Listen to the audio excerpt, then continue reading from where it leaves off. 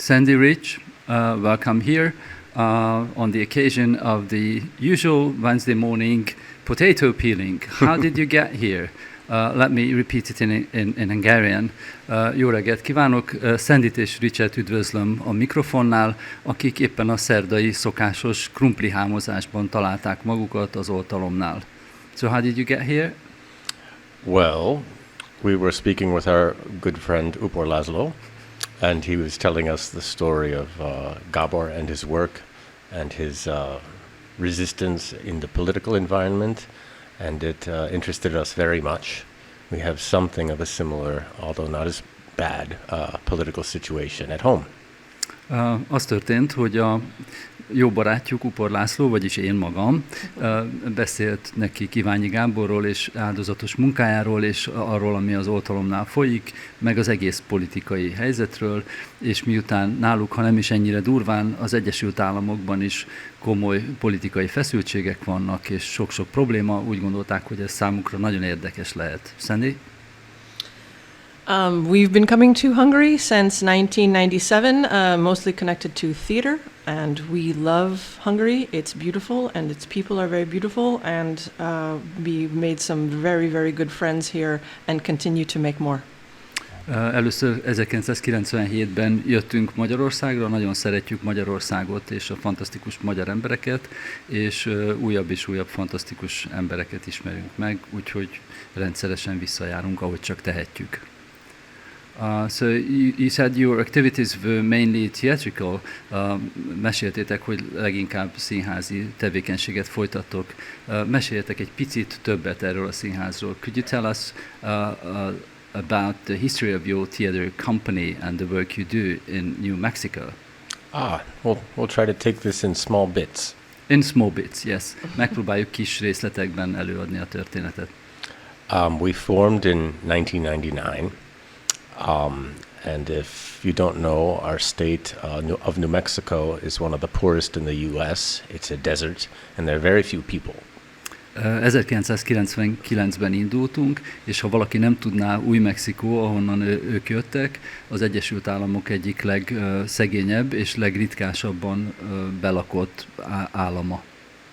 So it's not a very large city that you might think of for theater and for art, like New York or Chicago, but we very much like the state and its very diverse people, and wanted to set up our theater there. Albuquerque, ahonnan jönnek, nem egy világváros, tehát össze nem hasonlítható mondjuk New Yorkkal színházi értelemben, de nagyon szeretik ezt az államot, nagyon szeretik ezeket az embereket, és ott akartak színházat csinálni. In 1997, we were a part of a US-Hungarian experimental theater exchange. 1997-ben egy magyar-amerikai kísérleti színházi csereprogram részeként jöttek először Magyarországra. And the theater work that we saw here was so impressive and so interesting and unique that we've always been drawn to this type of theater, experimental theater. És az a színházi munka és működés, amit itt láttak, az nagyon izgalmasnak tűnt számukra, azok a színházi kísérletek, amelyekkel megismerkedtek, nagyon vonzóak voltak, és azóta is mindig hasonló típusú színház érdekelte őket és érdekli őket. At the same time, we also studied in Poland and learned the techniques of a director there called Grotowski. And this style of work is what we do in the US, which is very strange. Even though we studied plays and scripts, we do a different thing where we create the work from ourselves. Ugyanakkor Grotowski nagyon nagy befolyású, fantasztikus rendező munkáját is tanulmányozták Lengyelországban, illetve módszereit, és az ő módszerei szerint is dolgoznak, és noha ők drámát tanultak, kizárólag olyan típusú színházat csinálnak, ami nem drámai szövegeken alapszik. So we started very small, and because our state is very poor, we started doing our performances for free, and we've always kept our training and our performances open to our community in this way, even though later on we came to sell tickets. And it's a good way to survive in our part of the country. Nagyon kicsiben kezdték, és miután Új-Mexikó, ahogy már korábban említette, Rich nagyon szegény állam, ezért az előadásaik eleinte ingyenesek voltak, és noha később már elkezdtek jegyeket is árusítani, alapvetően megmaradt a tevékenységüknek a társadalmi felelősséget is magában foglaló jellege. So what else can we tell you? Hát mi mást mondhatnánk még? What was your first experience when you entered the potato peeling room? Mi volt az első érzésetek, your first impression, amikor beléptetek a krumplihámozók szobájába, krumplihámozók termébe? Well, it was very clear that this was a very joyous activity with a lot of friendly faces. Az első pillanattól világos volt, hogy ez egy nagyon jókedvű tevékenység, egy csomó barátságos arccal.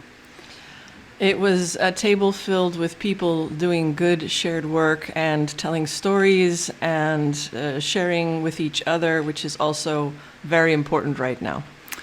Az látszott, hogy ez egy olyan terem, ahol emberek örömmel dolgoznak együtt, hasznos munkát végeznek, és közben történeteket mesélnek egymásnak. Sorry to interrupt you, bocsánat a közbevágásért. I'll just tell briefly to our listeners what this potato peeling is.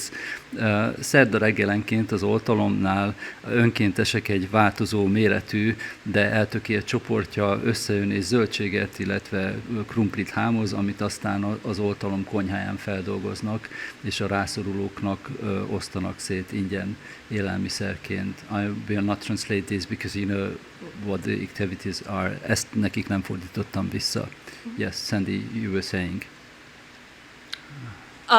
And it was very nice to be able to listen to people's stories, and there was a very free exchange of questions and stories and feelings, and all surrounding this very good work that can be done with the hands while the mind wanders. Hát, nagyon élénk tevékenység folyik, egyszerre dolgoznak a kezek és az agyak, történeteket mondanak emberek nagy örömmel, és történeteket hallgatnak emberek nagy örömmel, miközben a kéz sürög. As it turned out, because at this time of year many people, including us, are on holiday, it was an international group with not only us from the US, but also a group from Holland. So it was a very nice international activity. Hogy valójában az derült ki, hogy ez egy nagyon kedves és kellemes nemzetközi tevékenység, miután nem csak mi vagyunk szabadságon, hanem mások is ilyenkor utaznak, ezért a teremben nem csak mi amerikaiak voltunk, nem budapestiek, nem magyarországiak, hanem volt egy csapat holland is. Let me correct you, these Dutch people, these very nice Dutch people are actually volunteers who spent 10 days at Oltalom with various activities.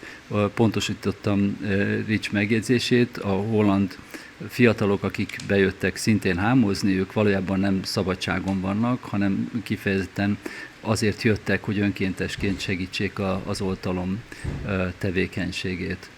So, do you think there's anything you will bring home from what you... I know your visit's been very, very short here, but do you think there's anything to learn from this or anything to bring home? Hogy nagyon rövid a látogatásotok, de hogy vajon van-e valami, amiről azt gondoljátok, hogy érdemes hazavinni innen? Definitely. Feltétlenül. It's hard sometimes when the situation is difficult, people get depressed and sad.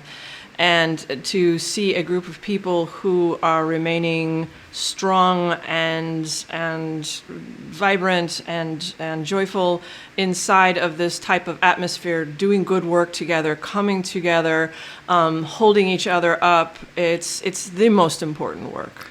Az egy különös dolog, hogyha ezekben a nyomasztó időkben és ilyen nyomasztó körülmények között és nyomasztó helyeken, helyzetekben, amilyen a miénk, az ember azt látja, hogy van egy csoport, amely felemelt fejjel, vidáman, derűsen végzi a munkáját, összetartó, és tartja magában, tartjuk egymásban az erőt. Ez felemelő, csodálatos érzés ezt figyelni.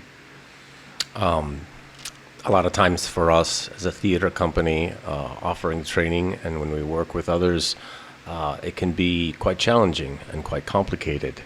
But it's so nice to see how this very simple, graspable activity can bring people together. Amikor színházi tréninget tartunk nagyon sok felől jött embereknek, akkor rengeteg nehézségbe ütközünk, bizonyos falakat kell áttörni, akadályokat legyőzni, és nagyon érdekes figyelni, hogy egy ennyire egyszerű tevékenység, mint például a zöldséghámozás, milyen jól össze tudja hozni az embereket. We are also always inspired to visit this country and Budapest, one of our favorite cities. And we always return home full of inspiration and energy that somehow or other we bring back with us to the people we're at and to our work. De mindenestül Budapest számunkra egy nagyon izgalmas, szívünkhöz nagyon közeli és inspiráló város és közeg. Innen mindig úgy térünk haza, hogy tele vagyunk élményekkel, amelyeket visszavezetünk a magunk életébe és gyakorlatába is. Thank you very much. Sandy, Rich, welcome and hope to see you again when you're back in Hungary. Thank you so much for having us. Thank you. Köszönjük szépen, és viszlát újra, amikor Magyarországra jöttök. Köszönöm szépen.